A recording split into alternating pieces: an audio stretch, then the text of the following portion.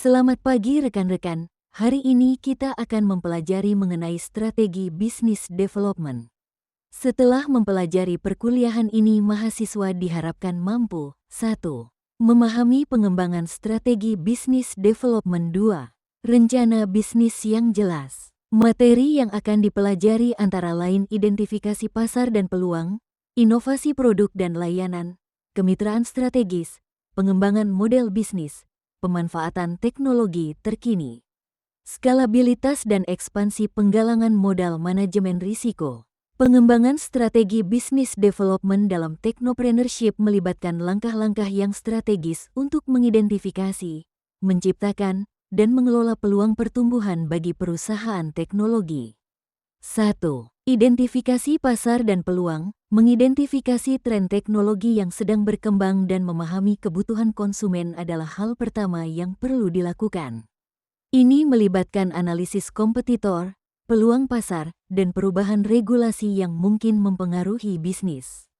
Menentukan segmen pasar yang paling potensial dan cocok dengan produk teknologi yang dikembangkan. Identifikasi pasar dan peluang adalah proses penting dalam pengembangan strategi bisnis, terutama dalam technopreneurship, yang melibatkan analisis mendalam untuk menemukan segmen pasar yang potensial dan peluang bisnis yang belum dimanfaatkan.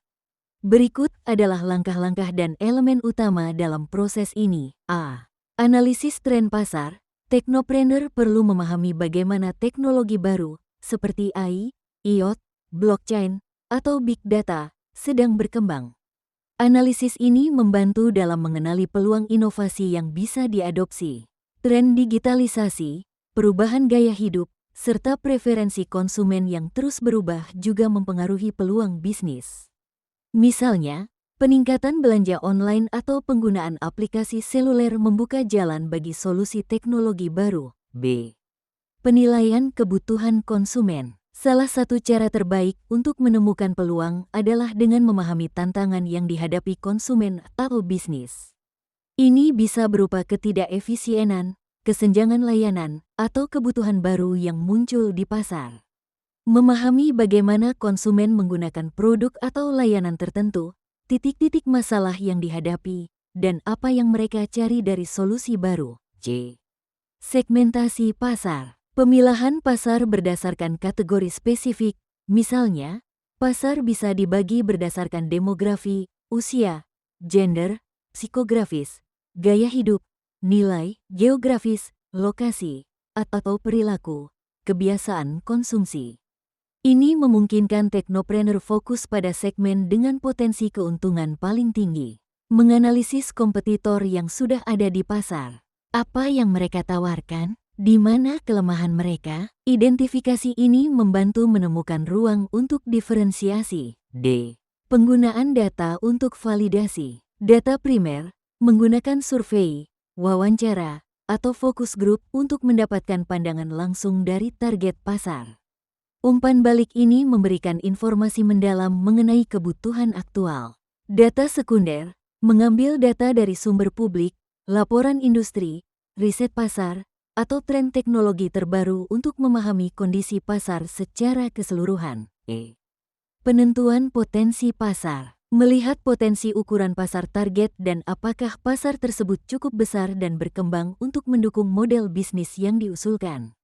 Ukuran pasar dapat dihitung dengan mengidentifikasi total permintaan untuk produk atau layanan tertentu.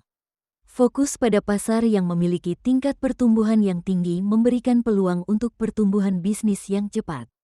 F. Analisis SWOT. Strengths dan weaknesses. Mengevaluasi kekuatan internal dan kelemahan bisnis Anda, terutama dalam hal teknologi dan sumber daya manusia. Opportunities dan threats. Melihat peluang eksternal seperti tren teknologi baru atau pasar yang sedang berkembang, sambil mempertimbangkan ancaman seperti kompetisi yang ketat atau perubahan regulasi. G. Analisis kompetitor. Mengetahui apa yang ditawarkan oleh pesaing, model bisnis mereka, serta strategi pemasaran yang mereka gunakan. Dari sini, bisa terlihat celah di mana teknopreneur bisa menciptakan nilai unik yang berbeda dari pesaing. Mengidentifikasi kompetitor langsung dan tidak langsung. kompetitor langsung menawarkan solusi serupa, sementara kompetitor tidak langsung mungkin menawarkan produk atau layanan yang berbeda tetapi memenuhi kebutuhan yang sama. Proyeksi dan perencanaan masa depan. Membuat proyeksi permintaan pasar, memprediksi bagaimana kebutuhan pasar akan berkembang dalam beberapa tahun mendatang berdasarkan perubahan teknologi, ekonomi, dan sosial. Adaptasi terhadap regulasi dan kebijakan, mengidentifikasi bagaimana kebijakan pemerintah dan regulasi industri dapat mempengaruhi pasar dan bisnis Anda di masa depan. Evaluasi peluang inovasi. Peluang terbaik sering muncul dari masalah atau kebutuhan yang belum diselesaikan. Dalam technopreneurship, inovasi teknologi adalah kunci untuk mengisi celah ini dengan cara yang lebih efisien atau unik. Menggunakan teknologi untuk menciptakan disrupsi, seperti yang dilakukan oleh perusahaan seperti Uber, Netflix, atau Airbnb, yang mampu mengubah cara industri beroperasi. Strategi go-to-market. Setelah peluang diidentifikasi, penting untuk mengembangkan strategi go-to-market yang solid, yaitu bagaimana cara membawa produk ke pasar dengan cara yang efektif dan efisien. Ini termasuk strategi pemasaran, distribusi, dan penetapan harga yang sesuai dengan target pasar. Identifikasi pasar dan peluang ini menjadi pondasi bagi teknopreneur untuk merancang produk atau layanan yang tepat sasaran, relevan, dan memiliki potensi sukses tinggi di pasaran. Proses ini membantu mengurangi risiko kegagalan dan memaksimalkan peluang untuk keberhasilan bisnis. Inovasi produk dan layanan adalah proses pengembangan solusi baru atau peningkatan yang signifikan pada produk atau layanan yang ada untuk memenuhi kebutuhan pelanggan dengan cara yang lebih baik, lebih efisien, atau lebih menarik. Dalam konteks technopreneurship, inovasi produk dan layanan seringkali berfokus pada penggunaan teknologi terbaru untuk menciptakan nilai tambah yang dapat memberikan keunggulan kompetitif di pasar. Berikut adalah penjelasan lebih lanjut tentang inovasi produk dan layanan, serta langkah-langkah kunci yang biasanya terlibat dalam proses ini. Pemahaman kebutuhan pelanggan. Inovasi produk dimulai dengan pemahaman mendalam tentang kebutuhan, masalah, dan harapan pelanggan. Riset ini dapat dilakukan melalui survei, wawancara, analisis data pelanggan, atau pemantauan perilaku pasar. Identifikasi masalah yang belum diselesaikan oleh produk atau layanan yang ada di pasar. Fokus pada bagaimana produk baru atau peningkatan dapat menyelesaikan masalah tersebut dengan lebih efektif. Penyempurnaan produk yang ada. Banyak inovasi datang dari penyempurnaan produk atau layanan yang sudah ada. Dengan mendengarkan umpan balik pengguna, perusahaan dapat meningkatkan fitur, meningkatkan kualitas, atau menyederhanakan penggunaan produk untuk menciptakan pengalaman yang lebih baik. Memanfaatkan perkembangan teknologi, seperti kecerdasan buatan, AI, Internet of Things, IoT, atau blockchain, untuk menambahkan fitur baru atau meningkatkan kinerja produk yang ada. Pengembangan produk baru. Departemen Riset dan Pengembangan, R&D biasanya menjadi pusat inovasi produk baru. Mereka bertanggung jawab untuk mengidentifikasi peluang teknologi baru yang dapat digunakan untuk menciptakan produk atau layanan revolusioner. Dalam mengembangkan produk baru, perusahaan biasanya membuat prototipe untuk menguji ide. Proses pengujian ini melibatkan pengujian fungsionalitas, efektivitas, dan kepraktisan sebelum produk diluncurkan secara luas. Fokus pada pengalaman pengguna, user experience. Inovasi yang berhasil seringkali berpusat pada peningkatan pengalaman pengguna. Desain produk atau layanan harus intuitif, mudah digunakan, dan memberikan nilai tambah bagi pelanggan. Dalam era digital, personalisasi produk dan layanan berdasarkan preferensi pengguna merupakan inovasi penting. Penggunaan AI dan analisis data memungkinkan perusahaan menyesuaikan produk sesuai dengan kebutuhan individu. Pemanfaatan teknologi terbaru. Inovasi seringkali melibatkan penggunaan AI untuk analisis prediktif, otomatisasi, atau peningkatan layanan pelanggan melalui chatbot. Big Data membantu dalam memahami tren pengguna dan memberikan rekomendasi yang lebih akurat. Internet of Things, IoT, memungkinkan inovasi di banyak industri, seperti rumah pintar, smart home, kendaraan terhubung, connected vehicles, dan kesehatan digital, dengan memungkinkan perangkat untuk saling berkomunikasi dan meningkatkan fungsionalitas secara otomatis. Dalam konteks layanan, blockchain membawa inovasi dalam hal transparansi dan keamanan, terutama dalam industri keuangan dan rantai pasokan, supply chain, F. Model bisnis baru, inovasi produk juga bisa datang dari cara baru dalam memonetisasi produk atau layanan. Misalnya, model bisnis freemium, produk dasar gratis, fitur tambahan berbayar, atau berlangganan memungkinkan perusahaan untuk mengubah cara mereka mendapatkan pendapatan. Membangun platform di mana pengguna dan penyedia layanan dapat berinteraksi secara langsung, seperti model bisnis yang digunakan oleh Uber atau Airbnb, juga merupakan inovasi layanan. G.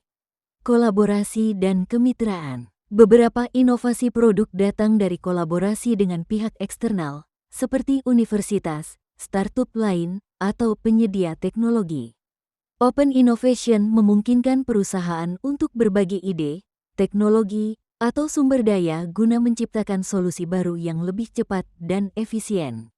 Membangun ekosistem yang melibatkan berbagai pemain dalam rantai nilai memungkinkan inovasi berkembang lebih cepat. Contohnya, perusahaan yang mengembangkan perangkat keras dapat bermitra dengan pengembang perangkat lunak untuk menciptakan produk yang lebih terintegrasi. H. Sustainability dan inovasi hijau. Banyak perusahaan kini fokus pada inovasi yang mendukung keberlanjutan lingkungan. Ini termasuk penggunaan material yang lebih ramah lingkungan, proses manufaktur yang hemat energi, atau produk yang dapat didaur ulang. Pengembangan layanan atau produk yang mendukung penggunaan energi terbarukan, seperti panel surya atau kendaraan listrik, juga menjadi bagian penting dari inovasi dalam konteks keberlanjutan. I. Strategi komersialisasi inovasi. Peluncuran produk, go-to-market strategi. Setelah produk dikembangkan, strategi pemasaran dan peluncuran yang kuat sangat penting. Ini melibatkan penetapan harga yang kompetitif, distribusi yang efektif, dan kampanye promosi yang tepat untuk memastikan penerimaan pasar. Setelah peluncuran, mendengarkan umpan balik pasar dan beradaptasi dengan cepat adalah bagian dari proses inovasi yang berkelanjutan. J. Disrupsi pasar, disruptive innovation, inovasi yang mengubah aturan pasar dengan menyediakan solusi yang lebih sederhana, lebih terjangkau, atau lebih nyaman daripada opsi yang ada disebut inovasi disruptif.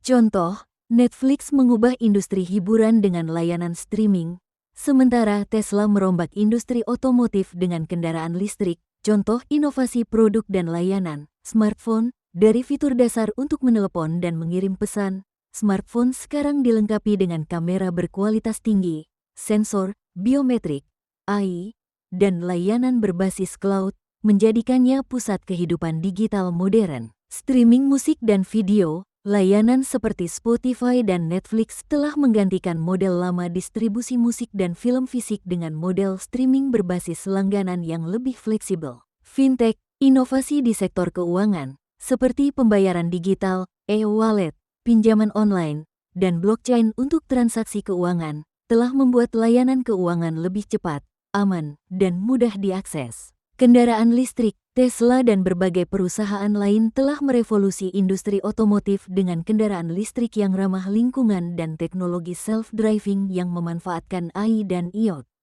Kemitraan strategis adalah kolaborasi jangka panjang antara dua atau lebih perusahaan yang bekerja sama untuk mencapai tujuan bisnis bersama, yang biasanya melibatkan saling memanfaatkan kekuatan, sumber daya, atau teknologi masing-masing. Dalam konteks technopreneurship, kemitraan strategis memungkinkan perusahaan teknologi untuk mempercepat pertumbuhan, mengembangkan produk atau layanan baru, dan memperluas pasar dengan lebih efisien. Kemitraan strategis sangat penting karena dapat membuka akses ke berbagai keahlian, modal, dan jaringan yang mungkin tidak dimiliki oleh satu perusahaan sendirian. Berikut adalah komponen, manfaat, dan strategi utama dalam kemitraan strategis. A. Jenis kemitraan strategis, kemitraan teknologi, perusahaan bekerja sama untuk mengembangkan atau berbagi teknologi yang dapat mempercepat inovasi produk. Contoh, Google bermitra dengan berbagai perusahaan hardware untuk mengembangkan perangkat pintar yang menggunakan sistem operasi Android. Kemitraan distribusi, salah satu perusahaan memiliki jaringan distribusi yang luas, sedangkan yang lain menyediakan produk atau layanan. Kolaborasi ini memungkinkan akses pasar yang lebih besar. Contoh, Spotify bermitra dengan perusahaan telekomunikasi untuk menawarkan layanan streaming melalui paket data khusus. Kemitraan penelitian dan pengembangan, R&D. Perusahaan teknologi seringkali berkolaborasi dengan universitas atau pusat riset untuk mengembangkan inovasi baru. Ini memungkinkan perusahaan untuk mengakses keahlian dan fasilitas penelitian yang mungkin tidak mereka miliki sendiri. Kemitraan bisnis ke bisnis, B2B. Perusahaan menyatukan sumber daya untuk menawarkan solusi gabungan yang lebih kuat kepada klien bisnis. Misalnya, penyedia perangkat lunak dan layanan cloud seringkali bermitra untuk menawarkan solusi end-to-end kepada pelanggan korporat. Manfaat kemitraan strategis, akses ke teknologi atau keahlian baru. Kemitraan memungkinkan perusahaan untuk memanfaatkan keahlian dan teknologi mitra mereka tanpa perlu mengembangkan semua in-house. Ini bisa mempercepat proses inovasi dan pengembangan produk. Pengurangan risiko dan biaya. Dengan berbagi sumber daya dan biaya pengembangan, perusahaan dapat mengurangi risiko finansial yang terkait dengan pengembangan produk baru atau ekspansi pasar. Ekspansi pasar yang lebih cepat, melalui kemitraan dengan perusahaan yang sudah memiliki kehadiran yang kuat di pasar baru. Perusahaan dapat mempercepat ekspansi global atau regional mereka tanpa harus memulai dari nol. Meningkatkan daya saing. Kemitraan yang strategis dapat memberikan perusahaan keunggulan kompetitif dengan menawarkan solusi yang lebih komprehensif atau lebih baik dibandingkan dengan pesaing. Akses ke basis pelanggan baru. Bekerja dengan mitra yang memiliki basis pelanggan yang berbeda memungkinkan perusahaan untuk menjangkau audiens baru dengan cepat. Langkah dalam membangun kemitraan strategis, identifikasi tujuan bersama. Kedua belah pihak harus jelas tentang tujuan yang ingin dicapai melalui kemitraan ini, baik itu pengembangan produk baru, penetrasi pasar, atau peningkatan layanan. Analisis kecocokan mitra. Sebelum menjalin kemitraan, penting untuk mengevaluasi apakah calon mitra memiliki visi, nilai, dan strategi yang selaras. Kesesuaian ini penting untuk memastikan kemitraan berjalan lancar. Negosiasi syarat dan ketentuan. Hal-hal seperti pembagian keuntungan, tanggung jawab masing-masing pihak, perlindungan kekayaan intelektual, dan mekanisme penyelesaian sengketa harus dinegosiasikan dengan hati-hati. Rencana pelaksanaan. Kedua pihak harus menyusun rencana implementasi yang jelas, termasuk jadwal proyek, target pencapaian, serta cara pemantauan dan evaluasi. Pengelolaan hubungan kemitraan. Kemitraan harus dikelola secara aktif dengan komunikasi yang terbuka dan kolaboratif. Pertemuan rutin dan pelaporan kemajuan membantu memastikan bahwa tujuan bersama tercapai. Pengembangan model bisnis adalah proses merancang dan memodifikasi bagaimana sebuah perusahaan menciptakan, memberikan, dan menangkap nilai dari produk atau layanannya. Model bisnis tidak hanya mencakup bagaimana sebuah bisnis menghasilkan uang, tetapi juga bagaimana cara bisnis tersebut berinteraksi dengan pelanggan, memanfaatkan sumber daya, dan menghadapi kompetisi. Dalam technopreneurship, pengembangan model bisnis yang inovatif seringkali menjadi kunci keberhasilan. Berikut adalah elemen utama pengembangan model bisnis, langkah-langkah dalam prosesnya, serta contoh-contoh implementasi dalam industri teknologi. Komponen utama model bisnis, proposisi nilai, value proposition. Ini adalah alasan utama pelanggan memilih produk atau layanan Anda. Proposisi nilai harus jelas, menunjukkan bagaimana produk Anda menyelesaikan masalah atau memenuhi kebutuhan dengan cara yang lebih baik atau lebih unik dibandingkan kompetitor. Segmen pelanggan, customer segment. Segmentasi ini berfokus pada siapa target pelanggan Anda. Bisnis harus memahami demografi, psikografis, dan perilaku konsumennya untuk menargetkan segmen pasar yang tepat. Saluran distribusi, channels. Bagaimana perusahaan menjangkau pelanggan dan mendistribusikan produk atau layanannya? Ini bisa melalui saluran fisik, seperti toko retail, atau saluran digital, seperti e-commerce atau aplikasi mobile. Hubungan dengan pelanggan, customer relationships. Bagaimana perusahaan berinteraksi dengan pelanggan selama siklus hidup produk, mulai dari menarik pelanggan baru hingga menjaga loyalitas pelanggan. Ini mencakup layanan pelanggan, pemasaran, dan strategi penjualan. Arus pendapatan, revenue streams.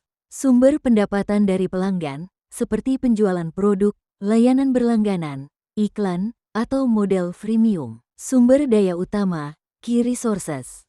Semua aset yang dibutuhkan untuk membuat model bisnis berfungsi, termasuk tenaga kerja, teknologi, paten, dan jaringan distribusi. Kegiatan kunci, key activities. Kegiatan utama yang harus dilakukan oleh perusahaan untuk mendukung model bisnis, seperti pengembangan produk, pemasaran, produksi, atau manajemen rantai pasokan. Kemitraan utama, key partnerships.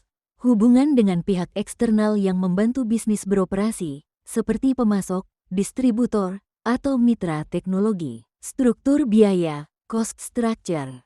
Semua biaya yang terkait dengan operasional bisnis, mulai dari biaya produksi hingga biaya pemasaran. Langkah-langkah dalam pengembangan model bisnis, identifikasi kebutuhan pasar, proses dimulai dengan memahami masalah yang dihadapi oleh pelanggan atau kebutuhan yang belum terpenuhi. Mengidentifikasi ini penting untuk menciptakan proposisi nilai yang kuat. Analisis kompetitif, melakukan studi terhadap model bisnis kompetitor untuk menemukan kelemahan atau celah yang dapat dimanfaatkan.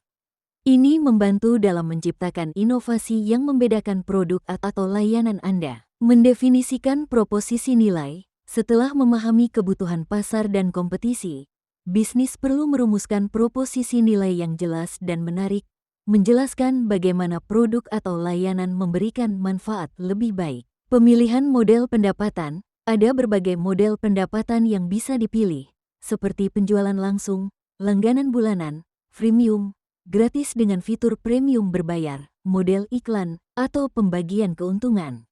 Pemilihan ini bergantung pada jenis produk dan target pasar. Pengembangan dan pengujian. Setelah model bisnis didefinisikan, bisnis perlu mengembangkan prototipe atau versi minimum dari produk, minimum viable product, MVP, dan mengujinya di pasar. Feedback dari pengguna awal akan sangat berharga untuk menyempurnakan model bisnis. Penyesuaian dan skala. Berdasarkan hasil pengujian, model bisnis mungkin perlu disesuaikan sebelum diterapkan secara luas. Setelah itu, perusahaan bisa mulai memperbesar skala bisnis dengan menambah sumber daya, memperluas distribusi, dan mengadopsi strategi pemasaran yang lebih luas. Inovasi model bisnis. Dalam industri teknologi, inovasi dalam model bisnis seringkali menjadi faktor pembeda utama yang menentukan keberhasilan. Berikut adalah beberapa bentuk inovasi model bisnis. Freemium, model di mana perusahaan menawarkan layanan dasar secara gratis tetapi mengenakan biaya untuk fitur atau layanan premium. Contoh, Spotify, yang menyediakan streaming musik gratis dengan iklan, tetapi menawarkan langganan premium tanpa iklan dan dengan fitur tambahan. Marketplace, model di mana perusahaan menyediakan platform untuk menghubungkan pembeli dan penjual, mengambil komisi atau biaya layanan dari transaksi. Contoh, Uber dan Airbnb, langganan berbasis SaaS, software as a service.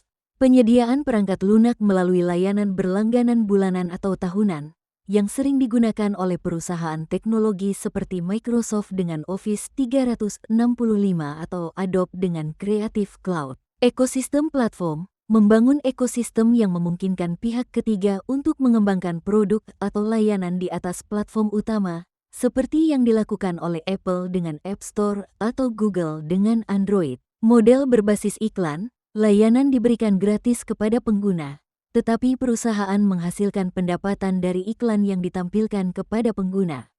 Contoh, Google dan Facebook. Produk sebagai layanan, product as a service. Alih-alih menjual produk fisik, perusahaan menyediakan akses ke produk tersebut melalui langganan atau sewa. Contoh, Zipcar, di mana pengguna menyewa mobil per jam atau hari daripada membeli mobil. Tren terkini dalam pengembangan model bisnis, transformasi digital. Bisnis yang sebelumnya berbasis fisik sekarang beralih ke model digital, seperti toko retail yang memperluas ke e-commerce atau bisnis media yang bergerak ke platform streaming. Sustainability dan green business models, ada peningkatan fokus pada model bisnis yang mendukung keberlanjutan lingkungan. Contoh, Patagonia, yang mendorong konsumsi bertanggung jawab dengan menyediakan perbaikan untuk pakaian dan mendukung penggunaan produk yang lebih lama. Platform dan jaringan, perusahaan membangun platform yang menciptakan nilai melalui jaringan pengguna atau penyedia layanan. Semakin banyak pengguna yang bergabung, semakin besar nilai dari platform tersebut, seperti model bisnis LinkedIn atau Airbnb. Model bisnis berbasis data, dengan semakin banyaknya data yang dikumpulkan dari pengguna, banyak perusahaan mulai mengembangkan model bisnis yang berpusat pada analisis dan monetisasi data, seperti yang dilakukan oleh Google dalam personalisasi iklan. Contoh pengembangan model bisnis dalam industri teknologi, Netflix, mulai dari model sewa DVD fisik hingga menjadi raksasa streaming global. Netflix terus mengembangkan model bisnisnya dengan memperkenalkan langganan bulanan, streaming konten original, dan pengembangan internasional. Amazon berhasil menggabungkan e-commerce dengan layanan cloud, AWS, dan sekarang beroperasi dalam berbagai bidang, termasuk teknologi perangkat pintar dengan Amazon Echo.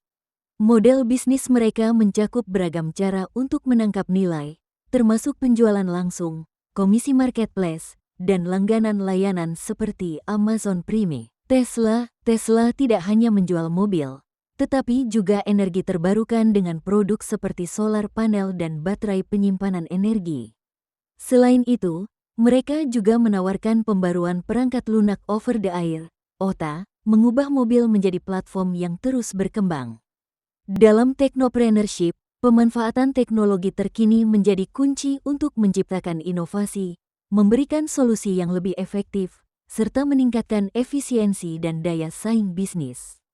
Menggunakan teknologi modern memungkinkan teknopreneur untuk memecahkan masalah lama dengan cara baru, serta menciptakan pasar baru yang sebelumnya tidak terjangkau. Berikut adalah beberapa bentuk pemanfaatan teknologi terkini dalam technopreneurship dan bagaimana teknologi ini dapat mendukung pertumbuhan bisnis. 1. Kecerdasan buatan, Artificial Intelligence, AI. Pemanfaatan AI, kecerdasan buatan dapat digunakan untuk memproses data secara otomatis, memberikan prediksi yang akurat, dan meningkatkan pengalaman pelanggan melalui interaksi yang lebih personal. Dalam technopreneurship, AI dapat mendukung pengambilan keputusan, otomatisasi proses bisnis, serta menciptakan layanan atau produk yang lebih cerdas. Contoh penggunaan, chatbots digunakan untuk otomatisasi layanan pelanggan, membantu perusahaan menyediakan dukungan 24/7 tanpa memerlukan staf tambahan. Rekomendasi produk, e-commerce seperti Amazon menggunakan AI untuk menawarkan rekomendasi produk yang relevan berdasarkan perilaku pembelian sebelumnya. 2. Internet of Things, IoT. Pemanfaatan IoT, Internet of Things, IoT, memungkinkan perangkat untuk saling terhubung dan bertukar data melalui internet.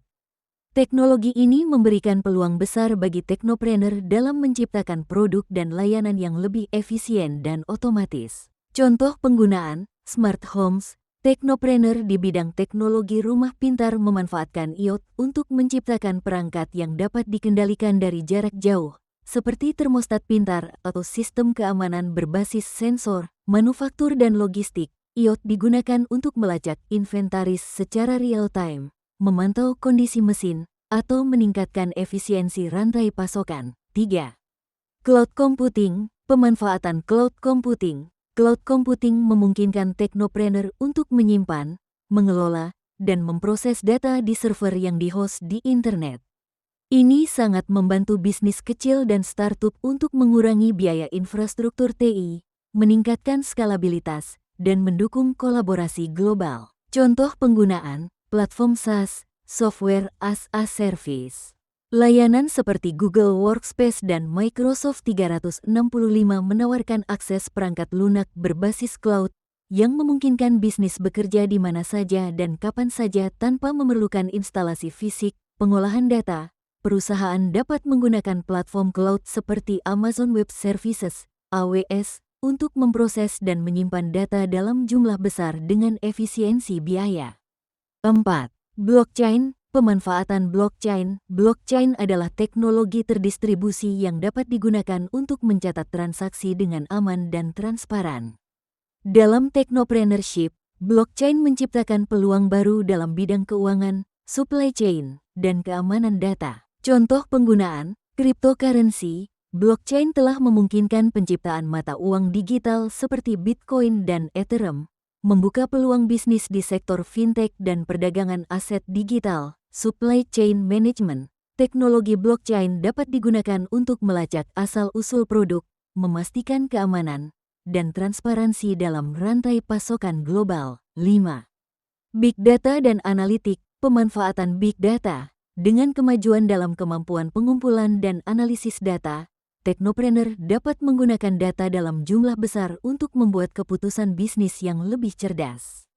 Big data memungkinkan perusahaan untuk memahami tren pasar, perilaku konsumen, serta mengoptimalkan operasional. Contoh penggunaan, prediksi perilaku konsumen, e-commerce menggunakan analitik data untuk memahami preferensi pelanggan dan mempersonalisasi kampanye pemasaran. Analisis bisnis real-time, perusahaan dapat menggunakan alat big data untuk memantau kinerja bisnis secara real-time, memungkinkan respons yang cepat terhadap perubahan pasar. 6.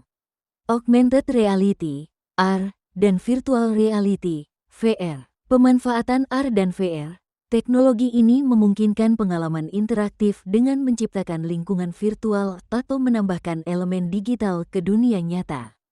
Dalam technopreneurship, AR dan VR membuka peluang dalam industri seperti hiburan, pendidikan, pelatihan, dan pemasaran. Contoh penggunaan, pemasaran produk, perusahaan menggunakan AR untuk memberikan pengalaman interaktif kepada pelanggan, seperti melihat bagaimana furnitur akan terlihat di rumah mereka sebelum membeli. Pelatihan dan pendidikan, VR digunakan untuk pelatihan simulasi di industri seperti kesehatan atau penerbangan, di mana pengguna dapat berlatih dalam lingkungan virtual yang aman. 7.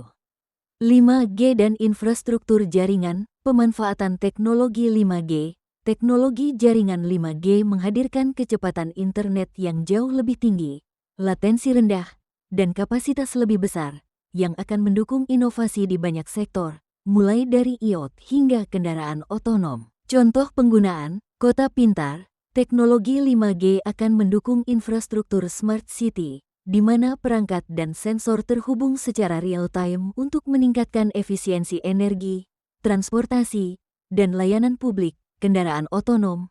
Kecepatan dan keandalan 5G akan memungkinkan kendaraan otonom beroperasi dengan lebih aman dan efisien melalui komunikasi real-time dengan infrastruktur jalan. 8. 3D printing. Pemanfaatan 3D printing. Teknologi cetak 3D memungkinkan produksi barang fisik dengan cepat dan murah, menggunakan bahan seperti plastik, logam, atau bahkan bahan biologis. Ini membuka peluang besar bagi teknopreneur dalam manufaktur, desain produk, dan bahkan di bidang kesehatan. Contoh penggunaan, prototyping cepat. Startups menggunakan 3D printing untuk membuat prototipe produk mereka dengan biaya lebih rendah dan waktu yang lebih singkat dibandingkan dengan metode manufaktur tradisional. Kesehatan, dalam industri medis, 3D printing digunakan untuk mencetak prostetik, implan, atau bahkan jaringan manusia, membuka peluang bisnis dalam bidang bioteknologi. 9. Otomasi dan robotika. Pemanfaatan robotika dan otomasi.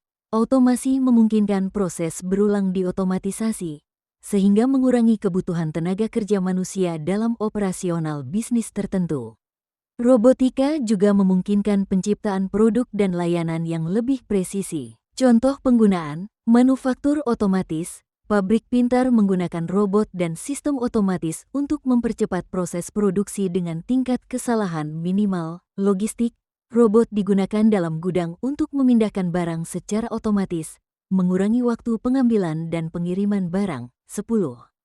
Pemanfaatan teknologi hijau, green technology. Pemanfaatan teknologi ramah lingkungan. Dalam era di mana keberlanjutan menjadi prioritas, banyak teknopreneur yang fokus pada pengembangan solusi berbasis teknologi hijau, seperti energi terbarukan dan teknologi hemat energi. Contoh penggunaan energi terbarukan, startup di sektor teknologi hijau mengembangkan solusi untuk memanfaatkan energi matahari, angin, atau air untuk menghasilkan energi yang ramah lingkungan. Mobilitas listrik. Perusahaan seperti Tesla memanfaatkan teknologi untuk menciptakan kendaraan listrik yang ramah lingkungan, menggantikan kendaraan berbahan bakar fosil.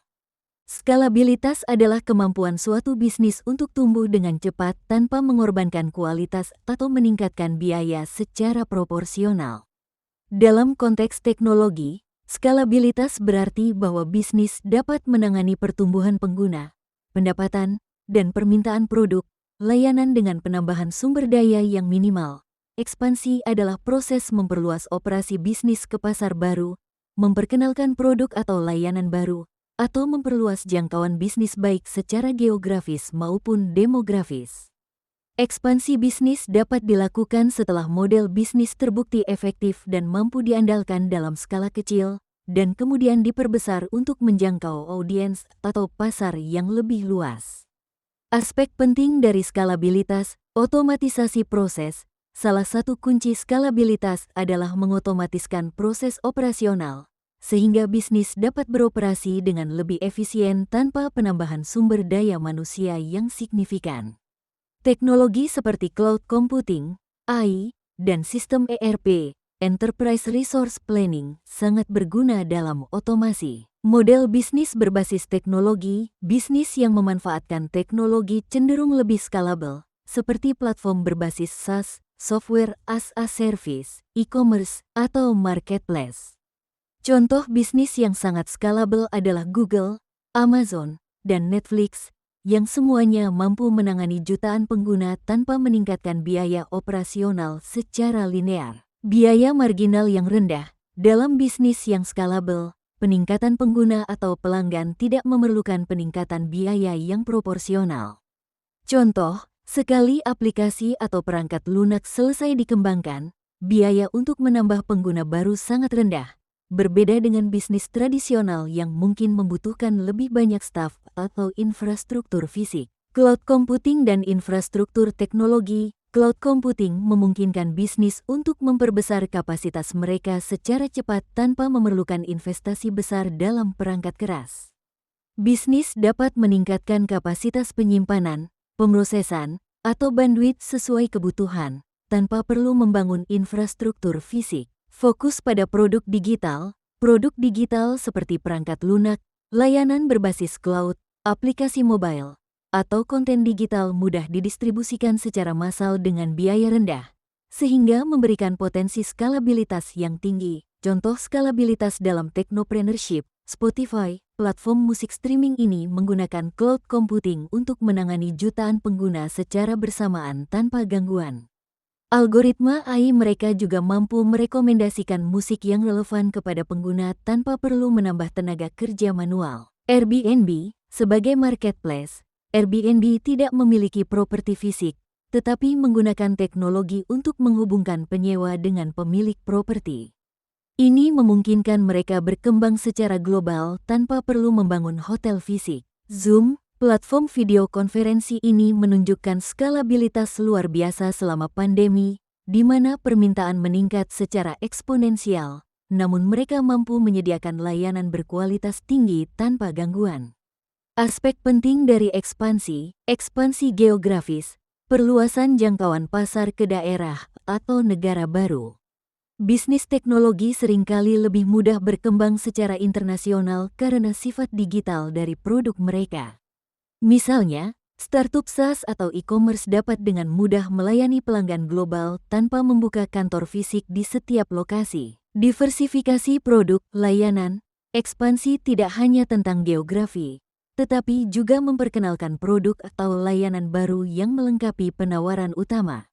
Ini membantu bisnis menjangkau segmen pasar baru atau memaksimalkan potensi pendapatan dari pelanggan yang sudah ada. Kemitraan strategis, Salah satu cara untuk mempercepat ekspansi adalah melalui kemitraan strategis dengan perusahaan lokal atau perusahaan di pasar baru. Kemitraan ini membantu teknopreneur mengatasi kendala seperti pengetahuan pasar lokal, peraturan, atau infrastruktur. Franchising atau licensing, model bisnis seperti franchise atau lisensi juga dapat digunakan untuk memperluas jangkauan bisnis dengan cepat tanpa memerlukan investasi langsung yang besar. Peningkatan distribusi digital, bagi teknopreneur yang beroperasi di industri teknologi, ekspansi dapat dilakukan dengan memperluas distribusi digital seperti melalui aplikasi mobile, situs web, atau platform online. Hal ini memungkinkan penetrasi pasar yang cepat dengan biaya rendah, strategi ekspansi yang umum, ekspansi pasar global. Perusahaan teknologi seringkali menargetkan pasar internasional lebih awal dalam siklus hidup mereka.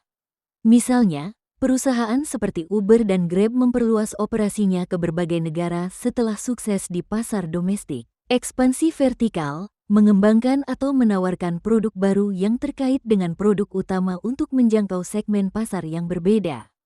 Contoh, Amazon yang awalnya hanya menjual buku, kini menjual segala macam produk dari elektronik hingga kebutuhan rumah tangga. Akuisisi, salah satu cara yang sering digunakan perusahaan besar untuk mempercepat ekspansi adalah dengan mengakuisisi perusahaan lain.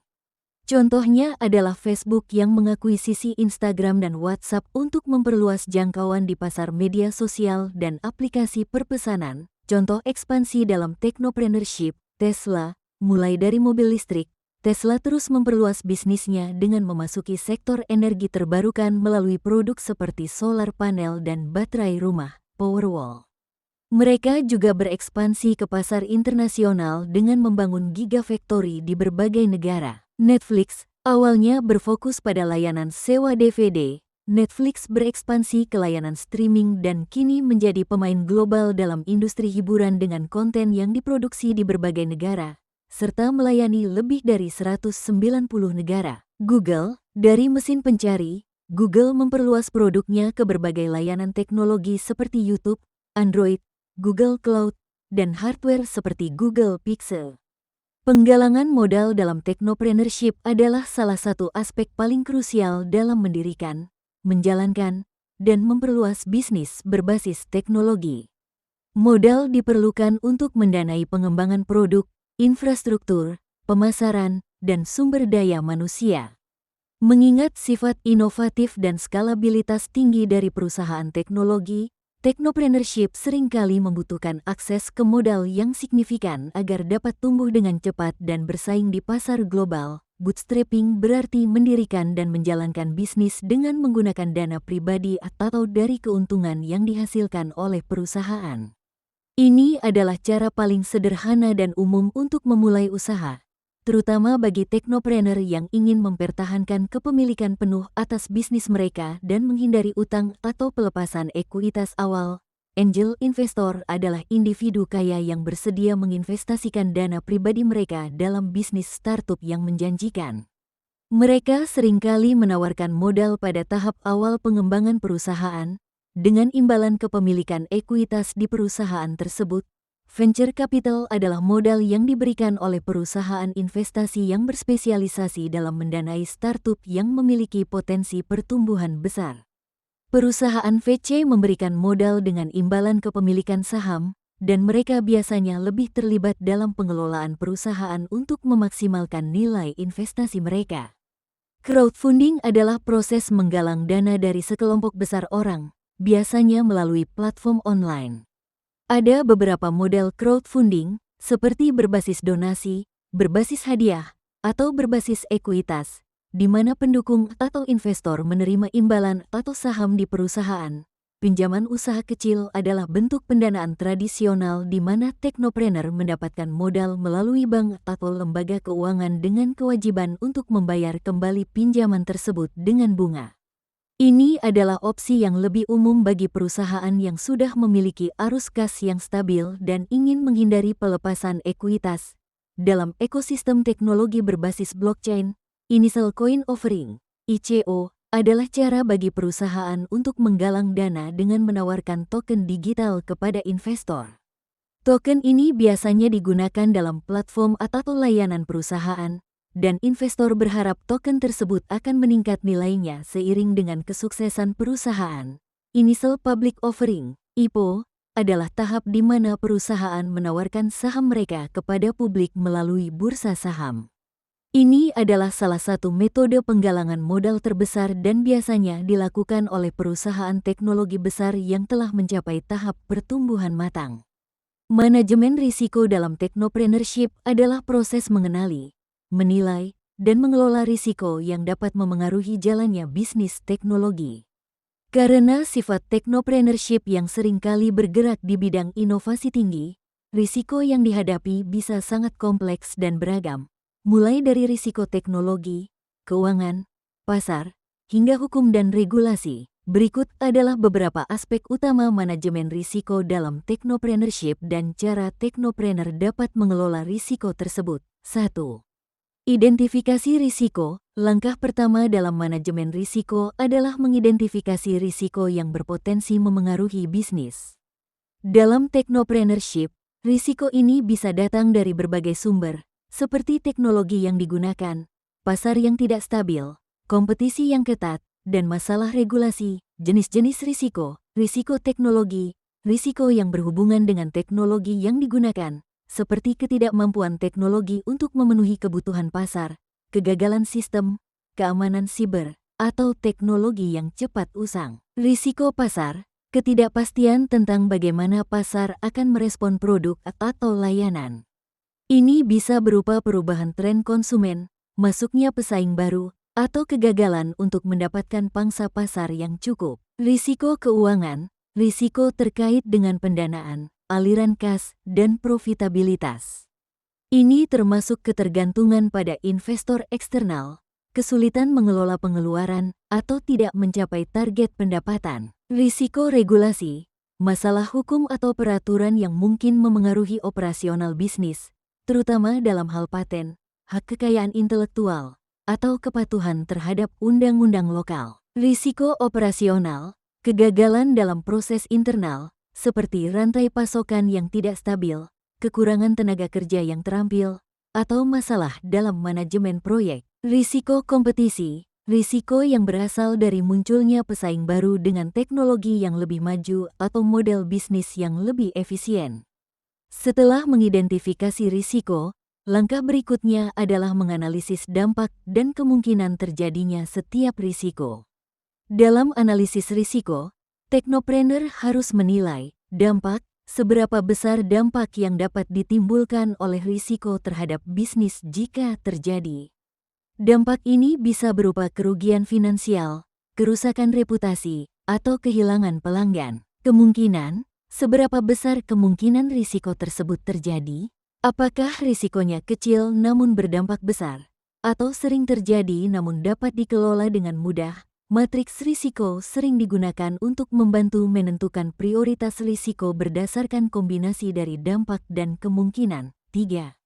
Strategi pengelolaan risiko. Setelah menganalisis risiko, technopreneur harus mengembangkan strategi untuk mengelola atau mengurangi risiko tersebut. Beberapa strategi utama termasuk menghindari risiko sepenuhnya dengan tidak terlibat dalam aktivitas berisiko tinggi. Misalnya, menghindari penggunaan teknologi yang belum teruji atau memutuskan untuk tidak memasuki pasar yang terlalu tidak stabil. Mengurangi risiko, mengambil langkah untuk meminimalkan dampak atau kemungkinan risiko terjadi. Ini bisa berupa implementasi teknologi yang lebih aman, menjalankan audit keamanan secara rutin, atau melakukan uji pasar sebelum peluncuran produk. Mentransfer risiko, memindahkan risiko kepada pihak ketiga, misalnya dengan mengambil asuransi atau menggunakan kontrak outsourcing untuk bagian tertentu dari operasi yang lebih berisiko. Menerima risiko, dalam beberapa kasus, technopreneur mungkin memilih untuk menerima risiko jika mereka merasa bahwa kemungkinan atau dampaknya kecil, atau jika biaya untuk mengelola risiko tersebut lebih tinggi daripada kerugian yang mungkin terjadi. 4. Teknologi dan sistem untuk manajemen risiko. Dalam technopreneurship, penggunaan teknologi untuk mengelola risiko sangat penting. Beberapa alat yang dapat digunakan untuk manajemen risiko meliputi sistem keamanan siber, teknologi yang melindungi data dan infrastruktur digital dari serangan siber, seperti firewall, enkripsi, dan sistem deteksi ancaman. Analitik data, menggunakan big data dan analitik untuk memprediksi risiko pasar dan tren pelanggan, serta mengidentifikasi potensi masalah lebih awal. Cloud computing, memindahkan operasi ke cloud untuk meningkatkan keamanan, skalabilitas, dan pemulihan bencana. Cloud computing juga memungkinkan pengelolaan risiko yang lebih baik karena adanya infrastruktur yang fleksibel. Otomasi proses bisnis, otomasi dapat mengurangi risiko kesalahan manusia dan meningkatkan efisiensi, terutama dalam tugas yang berulang atau kompleks. Disaster Recovery Plan, DRP. Teknologi untuk pemulihan bencana, seperti sistem backup otomatis, penting untuk memastikan data dan operasional bisnis dapat dipulihkan dengan cepat setelah gangguan. 5. Diversifikasi. Diversifikasi adalah salah satu strategi yang efektif untuk mengelola risiko dalam technopreneurship. Ini melibatkan memperluas portofolio produk, pasar, atau sumber pendapatan untuk mengurangi ketergantungan pada satu faktor. Misalnya, jika perusahaan hanya beroperasi di satu pasar geografis, mereka mungkin akan rentan terhadap perubahan regulasi lokal atau fluktuasi ekonomi di negara tersebut. Dengan memperluas ke pasar internasional atau menambah lini produk, risiko bisnis dapat tersebar lebih luas, sehingga dampak dari satu risiko menjadi lebih kecil. 6. Manajemen keuangan dan pendanaan. Dalam technopreneurship, risiko keuangan adalah salah satu risiko terbesar. Oleh karena itu, penting bagi teknopreneur untuk memiliki manajemen keuangan yang solid. Beberapa cara untuk mengelola risiko keuangan adalah menyimpan cadangan dana, memiliki cadangan dana untuk menutup biaya operasional dalam kondisi darurat atau saat pendapatan tidak mencapai target, membuat proyeksi keuangan realistis. Proyeksi keuangan yang realistis membantu dalam perencanaan anggaran dan pengelolaan aliran kas sehingga tidak terjadi kebocoran biaya. Mendiversifikasi sumber pendanaan, bergantung hanya pada satu sumber pendanaan, seperti venture capital atau pinjaman, bisa berisiko. Lebih baik memiliki beberapa sumber pendanaan yang berbeda untuk mengurangi ketergantungan. 7. Kepatuhan terhadap regulasi. Banyak startup teknologi beroperasi dalam lingkungan yang diatur oleh undang-undang yang terus berkembang, terutama terkait dengan privasi data, keamanan, dan hak kekayaan intelektual. Oleh karena itu, teknopreneur harus memahami regulasi lokal dan internasional. Jika berencana untuk berekspansi ke pasar global, penting untuk memahami regulasi di setiap wilayah terkait dengan produk teknologi, perlindungan data, atau ketenagakerjaan. Mematuhi standar industri. Kepatuhan terhadap standar industri, misalnya ISO dalam keamanan informasi, dapat membantu mengurangi risiko yang berhubungan dengan peraturan. Mengelola hak kekayaan intelektual, mendaftarkan paten, merek dagang, atau hak cipta untuk melindungi inovasi dan menghindari masalah hukum di kemudian hari. 8. Pemantauan dan evaluasi risiko secara terus-menerus. Risiko dalam bisnis teknologi seringkali berubah seiring waktu karena inovasi yang cepat, perubahan pasar, atau regulasi baru. Oleh karena itu, teknopreneur harus secara terus-menerus memantau dan mengevaluasi risiko yang ada. Ini dapat dilakukan dengan membuat tim manajemen risiko, menunjuk individu atau tim khusus yang bertanggung jawab untuk mengelola dan mengevaluasi risiko secara berkala. Audit internal, melakukan audit berkala terhadap sistem, teknologi, dan operasi untuk mengidentifikasi potensi risiko lebih awal. Menggunakan Key Risk Indicators, KRI. KRI adalah metrik yang digunakan untuk memantau risiko potensial dan memberikan peringatan dini jika ada tanda-tanda masalah. Sekian materi hari ini. Jangan lupa like, komen dan subscribe ya. Terima kasih.